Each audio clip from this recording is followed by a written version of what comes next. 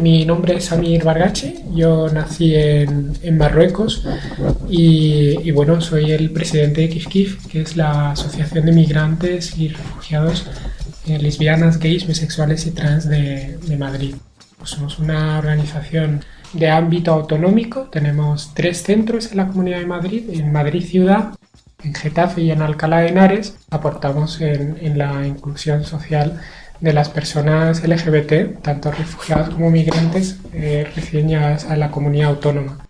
Yo soy Alfredo Azniño, soy director de programas y proyectos de KIF. Soy peruano, llevo 12 años en España y es aquí donde he construido, siempre lo digo así, he construido mi casa, mi vida, donde estoy también creando una tercera cultura. Una cultura de encuentro entre la peruana, la española y una tercera que es la mía, las migraciones. Yo me encargo técnicamente en KIF de que todo funcione. Dentro de la dirección tenemos 3 grandes áreas de trabajo técnico y un área de incidencia política y de sensibilización muy grande.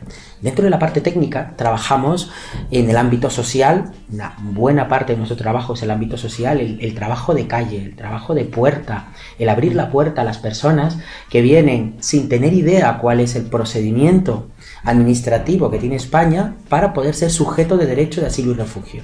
Eso quiere decir, como tú bien has dicho, se ve a España como la gran imagen del movimiento LGBT y se ve como una esperanza, como un terreno de libertad, pero cierto es que en España quizá no te van a matar por ser homosexual, pero es quizá también muy cierto que la situación de la tramitación de los procesos de protección internacional, asilo y refugio podrían ser mucho más favorables, podrían ser mucho más fáciles y podrían ser muchos más eficientes en tiempos. Sabemos también que España es un referente para todos los países de América Latina.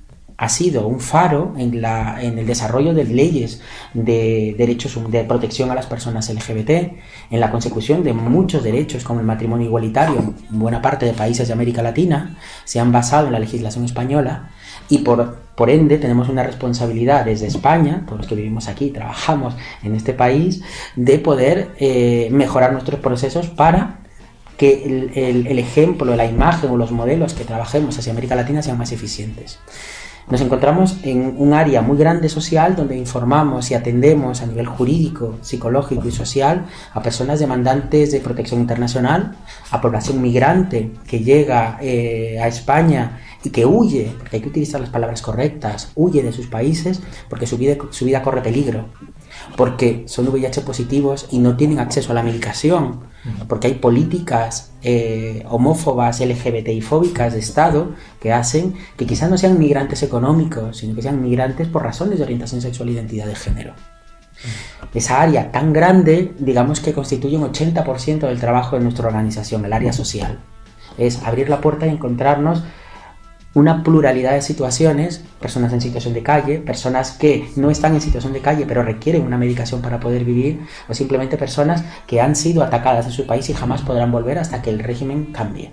En KIF, la razón de KIF, que somos la Asociación de Migrantes y Refugiados que vivimos aquí en Madrid, lo que queremos hacer es no solamente que nos atiendan a nivel psicológico, social y jurídico, sino que se nos oiga. Y pasa ese momento de oírnos por estar presentes en una visibilidad pública y política, en los espacios de tomas de decisiones. Pasa por que vean que el activismo LGBT y el LGBT migrante también puede ser indígena, también puede ser africano, latinoamericano, asiático o andino. Estamos caminando hacia ese final del túnel donde podamos sentarnos en igualdad de condiciones para vernos como aliados para solucionar los problemas y no como un problema en sí mismo. Ahora, Samir, ¿por qué la población LGBT, por qué causas escapa? ¿Por qué causas migra? Yo creo que hay grandes diferencias entre las personas que venimos, por ejemplo, de países como del mundo árabe, como de África en general y Latinoamérica en este sentido. Yo rescato lo que ha dicho Alfredo, es muy importante hablar con propiedad. Y muchas personas venimos escapando para no morir, básicamente, y por muchas causas. El caso concreto de las personas VIH positivas, por ejemplo, en muchos países, personas VIH positivas de la comunidad LGBT es una sentencia de muerte. Y eso nosotros lo vemos aquí. Muchas veces de personas, por ejemplo, que vienen de Marruecos, que es un país próximo a España, solamente son 14 kilómetros, que realmente son siglos, ¿no?, de diferencia entre estos dos países, donde, bueno, pues una doctora de la sanidad pública puede negarse a atender a una persona VIH positiva en el momento de saber que es miembro de la comunidad LGBT. Le estás sentenciando a la muerte, nadie está ahí para defenderte, por lo tanto es una situación bastante común. La palabra que ha utilizado Alfredo me gusta mucho y creo que describe muy bien la situación en el caso de determinados países, insisto, que es huir para poder ser, para vivir y simplemente para que no te den más palizas en muchas ocasiones, para tener ese tratamiento, para si somos personas trans ya realmente bueno, es simplemente escapamos en algunos casos de infiernos, y cuando llegamos aquí nosotros tenemos aquí a compañeras trans que esto tampoco es un paraíso.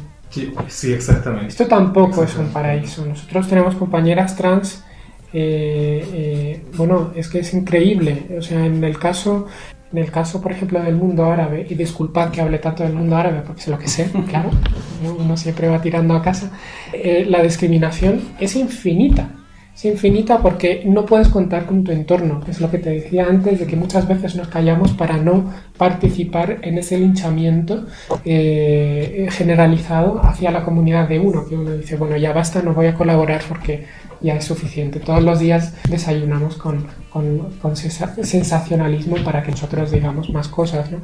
No podemos contar en muchas ocasiones, y siento mucho decir esto, con muchos recursos, tanto públicos como del tercer sector, porque nosotros también discriminamos. Yo siempre digo que ser LGBT en sí mismo para nada es sinónimo de ser inclusivo. Somos una comunidad que discrimina, y mucho. A los migrantes. Somos... hay mucho racismo, islamofobia y de todo.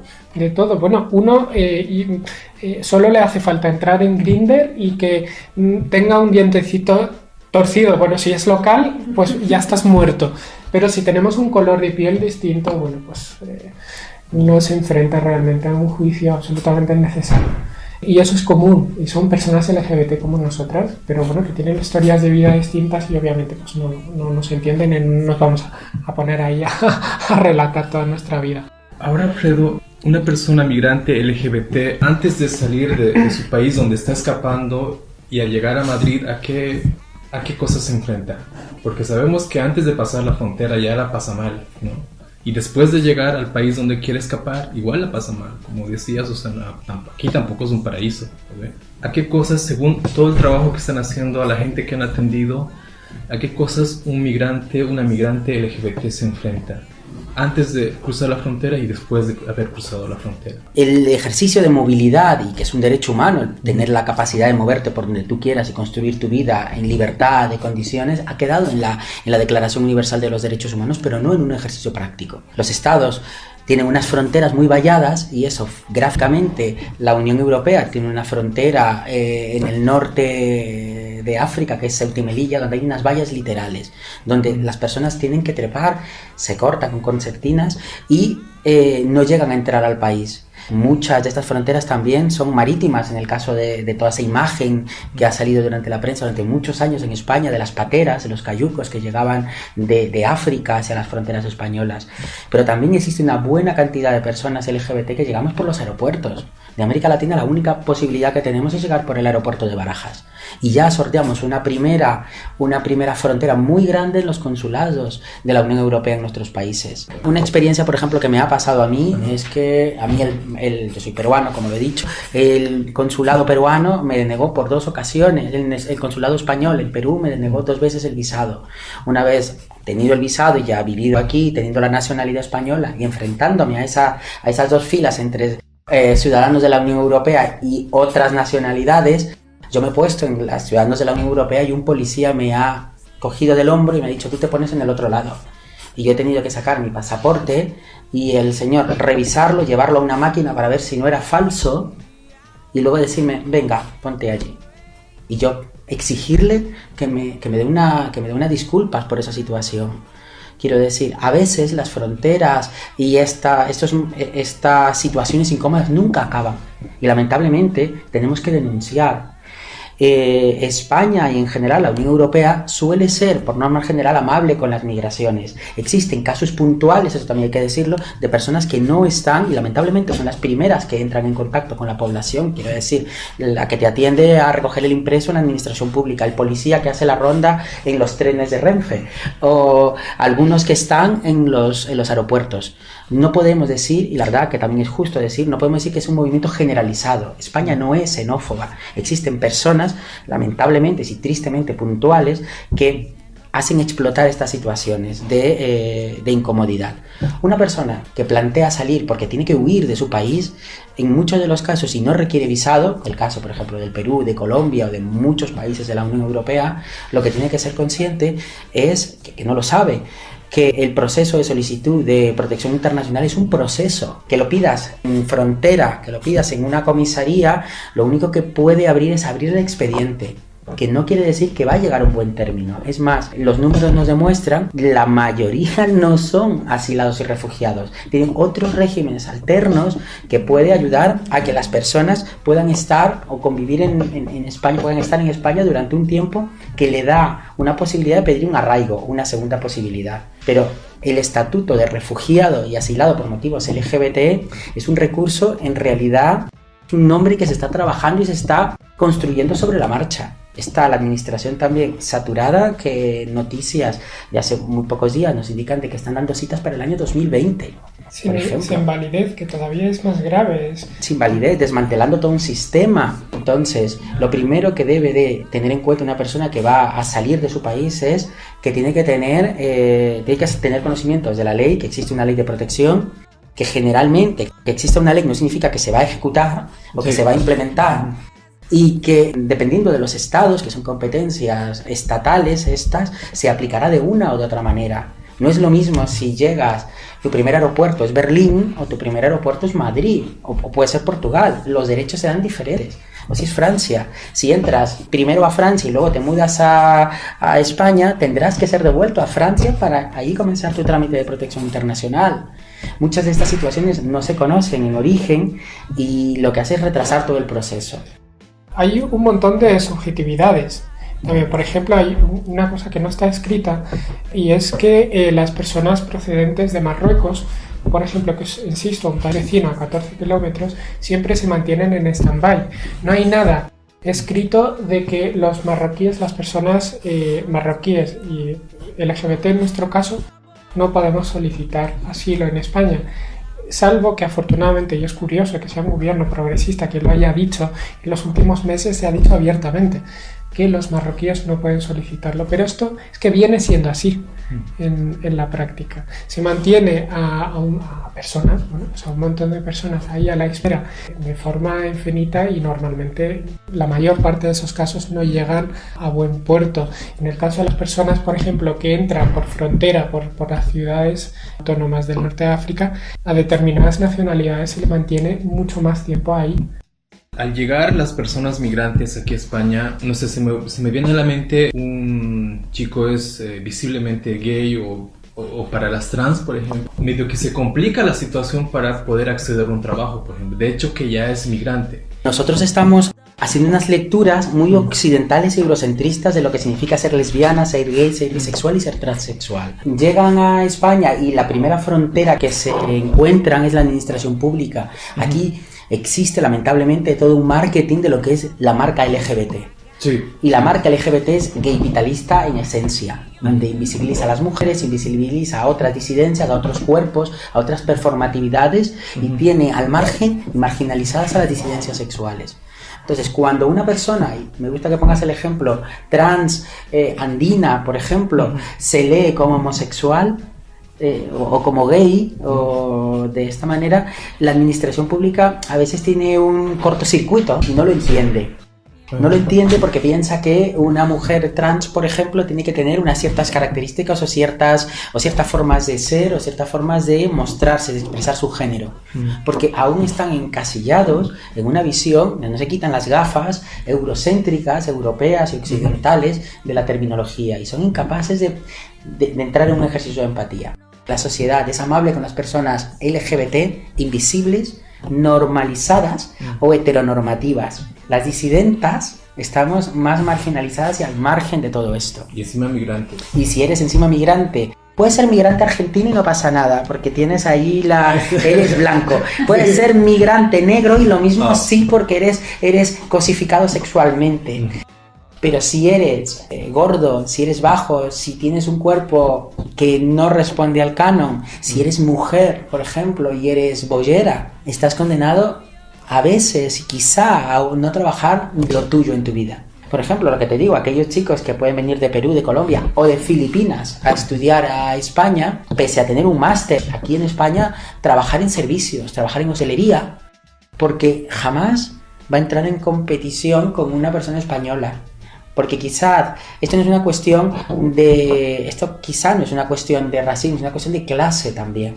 O sea, incorporar el discurso de clase social y de manejo de dinero también. Si tienes dinero aún también en España, por más que seas migrante o tengas rasgos étnicos, puedes ser menos vulnerable en contraposición a ser pobre, por ejemplo. Tú me decías, Alfredo, que España, que Madrid, o sea, no es una ciudad, no es un país racista, pero con lo que me dices, no, o sea, medio que sí me estás convenciendo de que lo es. Tenemos la esperanza de que en algún momento la sociedad española deje de ser tan racista y tan xenófoba y tan LGBTI-fóbica que podamos llegar a una igualdad real. Los colectivos LGBT en general y los migrantes en particular, lo que queremos es crear referentes positivos e incorporar estos referentes positivos en todo aspecto de la vida social, en los programas de televisión, en la representación pública, en la calle, en los cantantes, artistas, en el teatro, en la música, y estamos cada uno trabajando en nuestras áreas para que, por ejemplo, en el día del manifiesto del orgullo LGBT, no solamente salga una pancarta de personas gays, sino que salgan de gays migrantes, gays con una interseccionalidad más, gays con discapacidad o movilidad funcional. En esta implementación de esta agenda migrante en la lucha, por ejemplo, o sea, uno puede pensar que eso es un tema de moda y no se está planteando de esa forma. Los homosexuales indígenas en Bolivia se han puesto de moda, ¿no? Y algo cuando se pone de moda se vacía de su contenido político, ¿no? Entonces, implementar la agenda de las personas LGBT migrantes, ¿no? O sea, ¿no corre ese mismo peligro de repente? Yo incorporaría un término más allá de la moda, la empoderación de las personas. Quiero decir, cuando te ves desprovisto de derechos, ves quizá que tu lucha no tiene ningún sentido, pero cuando eres capaz de conocer que somos sujetos de derechos, que tenemos una agenda más allá de nuestro entorno local, una agenda global donde respetan mis derechos y va a haber activistas en otra parte del mundo que pueden apoyarme, es en ese momento cuando yo creo que puedo ser sujeto de cambio de mi realidad, de mi entorno cercano. Puede ser una comunidad indígena de Bolivia, de Colombia, o un clan dentro de África subsahariana. Es en ese momento cuando yo me activo y empiezo a defender lo que yo creo que son mis derechos humanos, mis derechos básicos, a vivir, a moverme, a llamarme con el nombre que quiero.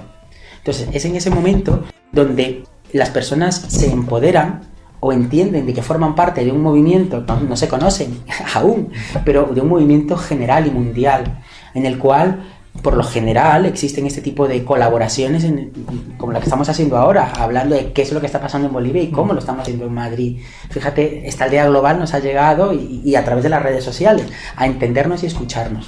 Es en ese momento donde ya nos cansamos de ser sujetos pisados y empezamos a tener voz propia. Algunos le llaman moda, nosotros le llamamos estar empoderados y estar en la agenda política y no tener miedo.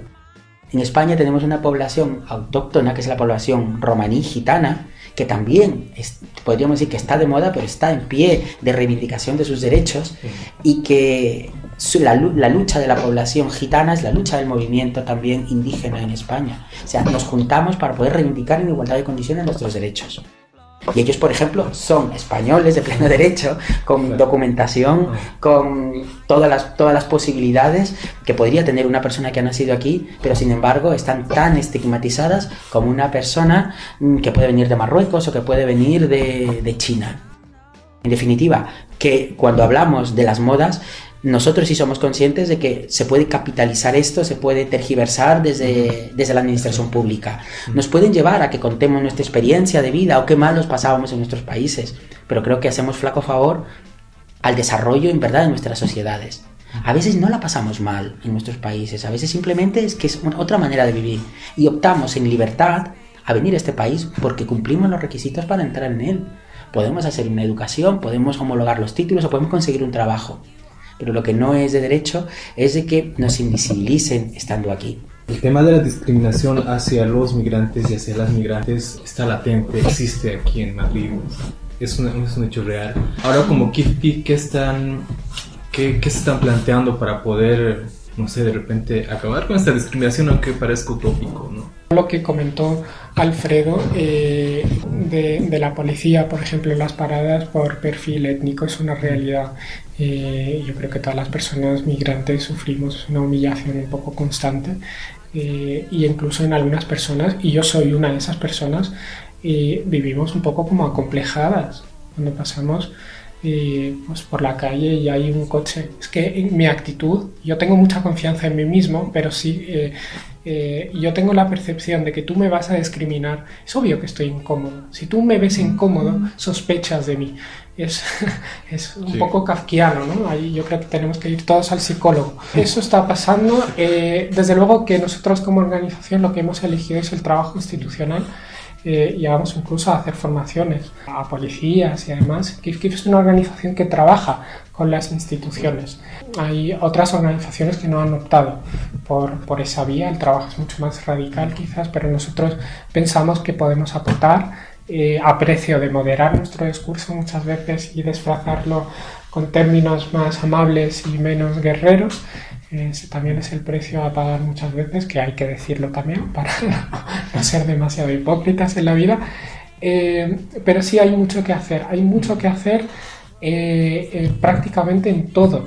El tema educativo, por ejemplo, que nosotros lo trabajamos mucho en las personas migrantes, esto ya en clave social, ¿no?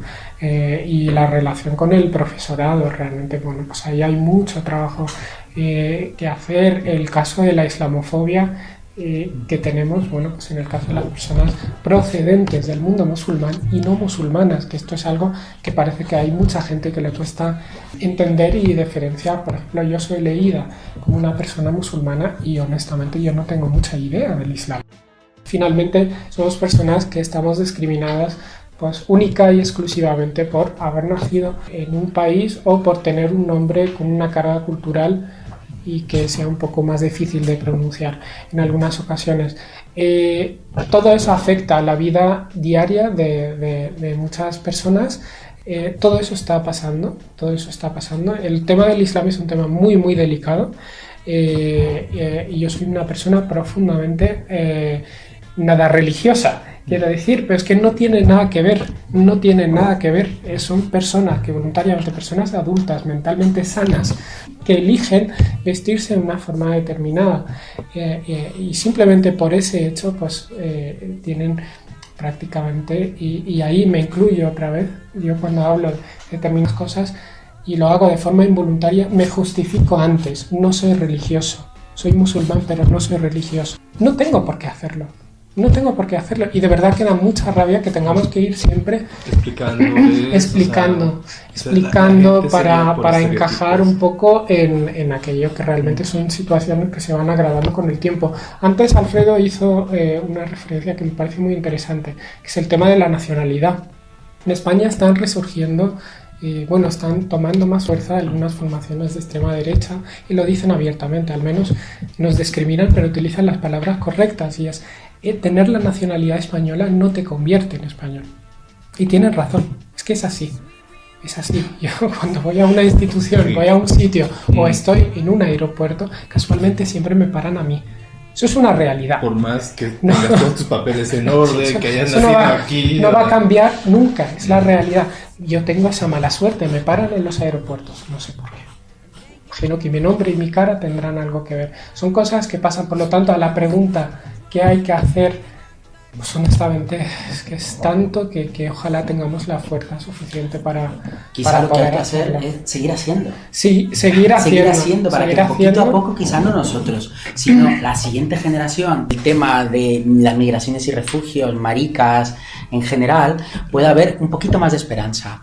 Cuando también, y yo soy muy pesado en esto, cuando tengamos referentes positivos reales, cuando una persona negra sea ministra en este país, cuando una persona andina sea director general, o cuando simplemente una persona de origen filipino pueda estar en la televisión pública española y no nos pongamos a pensar si es o no, dónde ha nacido, dónde son los padres. Que a veces eso se pregunta mucho. Vale, tú eres español, pero ¿tus padres de dónde son? Ah, ves, yo lo veía. Tus padres son de Bolivia, por ahí tienes esa cara, nunca dejarás de tener esa cara. Y si dices que no lo eres, te dicen, qué pena que te avergüences de tu país. No me avergüenzo porque mi país también es mi país también es España. El país de Samir y el país mío tendrá un poquito de Marruecos, un poquito de Perú y mucho de España, porque venimos aquí a construir nuestra vida y la estamos haciendo, pese que algunos nos señalen con el dedo y nos digan que no somos de aquí y nunca lo seremos. También para ser un poco más misericordiosos quizás con España, yo viví en otros países europeos un tiempo y lo cierto es que se nota mucho que España es un país que acoge a las personas migrantes desde hace poco.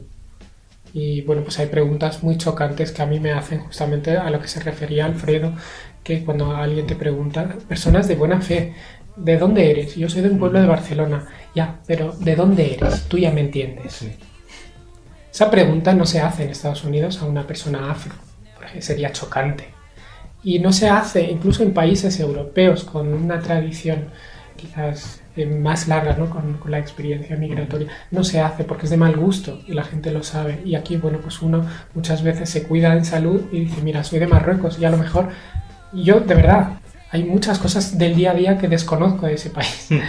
Bueno, pues lo tiene que decir. Soy de Marruecos para evitar el debate porque ya uno está viendo por dónde pueden venir los tiros. Es poco tiempo, la inmigración en España empezó en los años 80 y se nota mucho, se nota en lo legislativo, en lo social y bueno, pues insisto, tenemos que tener paciencia.